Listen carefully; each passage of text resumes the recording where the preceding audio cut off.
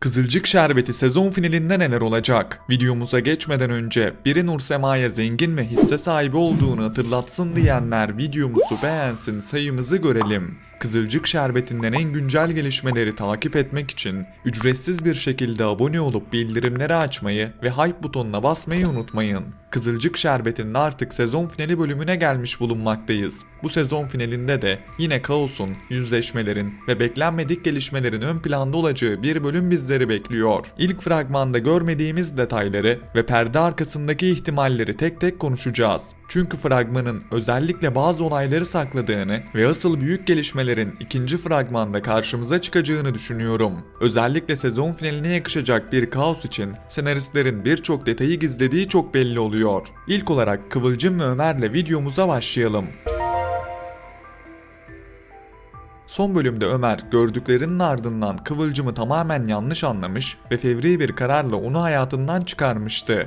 Ancak burada izleyicilerin en çok tepki gösterdiği konu Ömer'in tavırları oldu. Çünkü daha olayın gerçek yüzünü öğrenmeden bu kadar büyük bir karar vermesi yetmezmiş gibi bir gün bile geçmeden komşusuyla yakınlaşması Kıvılcım'ı adeta yıktı. Kıvılcım'ın gördüğü manzara sonrası neye uğradığını şaşırması aslında izleyicinin de hislerine tercüman oldu. Çünkü herkes bu ilişkide artık biraz huzur görmek isterken senaristler yine kaosu tercih etti. Yeni bölümde Ömer'in umursamaz tavırlarının devam edeceğini düşünüyorum. Özellikle kendisini haklı görmeye devam etmesi Kıvılcım'ı daha da kıracak. Ancak burada dikkat çeken nokta Kıvılcım'ın artık bu ilişki konusunda yorulmuş olması. Çünkü her seferinde aynı döngünün içerisine giriyorlar. Tam her şey düzeliyor derken yeniden büyük bir kriz yaşanıyor. Açıkçası biz Kıvılcım ve Ömer'in mutlu olmasını isteyen bir izleyici kitlesiyiz. Ancak senaristlerin sürekli bu çifti ayrılık barışma döngüsünün içine sokması artık izleyicileri de yormaya başladı. Kıvılcım'ın Ömer'in bu hamlesine nasıl bir karşılık vereceği ise büyük merak konusu.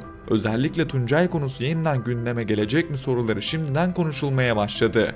Ben açıkçası Kıvılcım'ın hemen bir hamle yapacağını düşünmüyorum. Çünkü Kıvılcım karakteri her zaman daha mantıklı ilerleyen bir karakter oldu. Ancak sezon finaline giderken senaristlerin şok etkisi yaratacak sahneleri sevdiğini düşünürsek Tuncay üzerinden yeni bir kıskançlık krizinin ortaya çıkması da ihtimaller arasında yer alıyor. Öte yandan uzun zamandır konuşulan Murat Aygen detayı da oldukça dikkat çekiyor.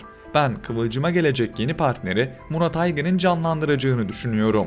Ve önümüzdeki sezonda Kıvılcım'la bu karakter arasında yeni bir birliktelik izleyebiliriz. Özellikle Ömer'in yaptığı hamlelerin ardından Kıvılcım'ın hayatında yeni bir sayfa açılması oldukça olası görünüyor. Ancak burada senaristlerin klasik düzenini de unutmamak gerekiyor. Çünkü her sezon Kıvılcım ve Ömer'e büyük bir şok yaşatılıyor. Bundan dolayı bu sezon finalinde de bu ikiliyi rahat bırakmayacaklarını düşünüyorum.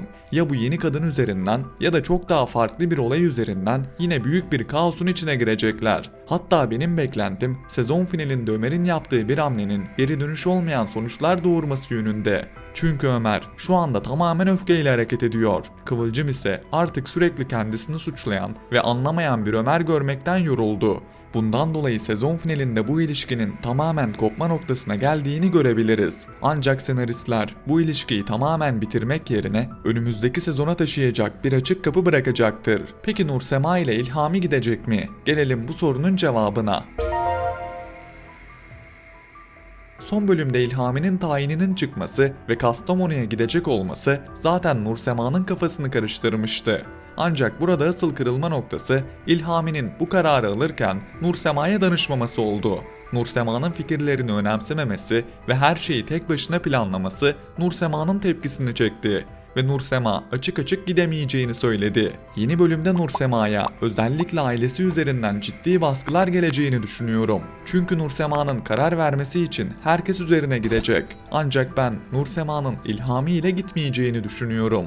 Çünkü Nursema artık mutsuz olduğu bir hayatı sürdürmek istemiyor. Özellikle son bölümlerde Asil'e karşı hislerinin giderek güçlendiğini görmeye başladık. Her ne kadar bunu kendisine itiraf edemese de Asil'in yanında kendisini daha huzurlu hissetmesi dikkatlerden kaçmıyor. Son bölümde Nilay'ın Asil'i bir kez daha Nursema konusunda uyarması da boşuna değildi. Nilay aslında Nursema'nın ne hissettiğini fark etmeye başladı. Asil ise ilk seferde Nursema'nın nikahına yetişememiş ve Nursema İlhami ile evlenmişti. Ancak bu kez olayların farklı gelişeceğini düşünüyorum. Özellikle sezon finalinde Asil'in Nursema'yı durduracağını ve bu ikili arasında ilk gerçek kıvılcımın ortaya çıkacağını düşünüyorum. Bence senaristler Asil ve Nursema aşkını önümüzdeki sezonun merkez hikayelerinden biri haline getirecekler. Çünkü izleyiciden bu ikiliye dair ciddi bir destek oluşmaya başladı. Nursema'nın İlhami ile yaşadığı ilişki artık izleyiciyi de tatmin etmiyor. Özellikle İlhami'nin sürekli Nursema adına karar vermesi ve Nursema'nın duygularını geri plana atması büyük tepki çekiyor. Asil ise daha sakin, daha anlayışlı ve Nursema'yı gerçekten önemseyen biri olarak gösteriliyor. Bu yüzden sezon finalinde atılacak küçük bir adım bile yeni sezonun en büyük hikayelerinden birinin başlangıcı olabilir. Ancak bu aşk başladığında kaosun daha da büyüyeceğini düşünüyorum. Çünkü ailelerin vereceği tepkiler dizide büyük olaylara neden olacaktır. Özellikle Nursema'nın yeniden aşk yaşaması bazı karakterleri rahatsız edecek. Bir yandan da olası Firaz dönüşü işleri tamamen karıştırabilir. Çünkü Firaz karakteri hala izleyicinin unutmadığı isimlerden biri. Eğer Firaz geri dönerse Nursema'nın hayatı bir kez daha alt üst olabilir. Özellikle Firaz'ın geri dönüşüyle beraber Asil ve Nursema arasında büyük bir sınav başlayabilir. Çünkü senaristler aşk hikayelerini hiçbir zaman düz ilerletmiyorlar. Tam mutluluk yaklaşmışken yeni engeller ortaya çıkıyor. Bu yüzden ben Asil ve Nursema ilişkisinin kolay başlamayacağını düşünüyorum. Ancak ne olursa olsun bu sezon finalinde ilk duygusal kırılmayı göreceğiz gibi duruyor. Sizce Firaz geri dönmeli mi? Yorumlar kısmında fikirlerinizi mutlaka bizlerle paylaşın. Son olarak sezon finali kaosuna değinip videomuzun sonuna gelelim. Açıkçası ilk fragman beklentileri tam anlamıyla karşılamadı. Çünkü sezon finaline yakışacak büyük olayların henüz gösterilmediğini düşünüyorum. Özellikle ikinci fragmanda çok daha sert ve kaotik sahneler göreceğiz gibi duruyor. Sizlere çok öncesinde sezon finali kaosunun Elif üzerinden başlayacağını söylemiştim. Ve görünen o ki gerçekten de olayların merkezinde Elif olacak. Açıkçası Elif'in yaptığı hamlelerin ve başına ördüğü belaların sonunda hem kendisine hem de çevresindeki herkesi büyük bir yıkıma sürükleyeceğini düşünüyorum. Özellikle sezon finalinde Elif'in kontrolü tamamen kaybetmesi birçok karakterin hayatını değiştirebilir. Çünkü Elif artık sadece kendi hayatını değil, çevresindeki insanların hayatlarını da etkileyen biri haline geldi. Öte yandan Salkım Elif ve Emir üçlüsüne gelen tepkiler giderek büyüyor. Özellikle Emir'in kıskançlık krizleri artık izleyiciyi ciddi anlamda yormaya başladı. Sürekli aynı öfke patlamalarını görmek izleyicilerin bu karaktere karşı mesafe koymasına neden oldu. Salkım konusunda da benzer yorumlar yapılıyor. Çünkü Salkım sürekli herkesin hayatına müdahale ediyor ve insanları eleştiriyor. Ancak kendi yaptığı hataları görmezden geliyor. Başak'ın daha önce Salkım'ı bu konuda uyarması da aslında boşuna değildi. Çünkü Salkım'ın bu tavırlarının bir gün büyük sonuçlar doğuracağı belliydi ve sezon finalinde bunun bedelini evlatları üzerinden ödeyeceğini düşünüyorum. Özellikle Elif'in karışacağı olayların ardından Salkım'ın büyük bir yıkım yaşayabileceğini düşünüyorum. Açıkçası ben Salkım ve ailesinin sezon finaliyle beraber diziye veda edeceğini düşünen taraftayım.